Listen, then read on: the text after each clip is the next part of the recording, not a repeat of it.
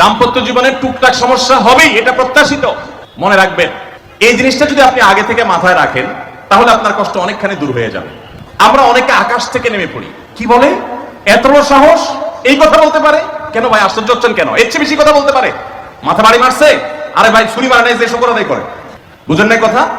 একই কথা বোনদের জন্য প্রযোজ্য। আমার মা বোন যারা শুনছেন তাদেরকে বলছি, আপনার স্বামীর একটা কথা শুনে আপনি আকাশ থেকে নেমে পড়ছেন, আকাশ ভেঙে পড়ছে মাথার উপরে, কি এটা বললো সে, আপনি ডিপ্রেসড হয়ে যাচ্ছেন। আরে বোন ডিপ্রেসড হচ্ছেন কেন?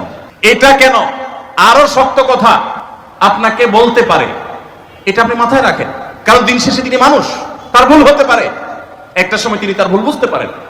দাম্পত্য জীবনে যদি স্বামী স্ত্রী উভয়ে যদি ধৈর্যশীল না হয়, সবরকারী না হয়, হুটহাট রিয়াকশন করে ফেলে, কখনো দাম্পত্য জীবনে সুখী হওয়া সম্ভব নয়। মনে রাখতে হবে, একসাথে থাকতে গেলে, দুইটা পাতিল একসাথে থাকতে গেলে টুনটান লাগে না? বাধে হয় না?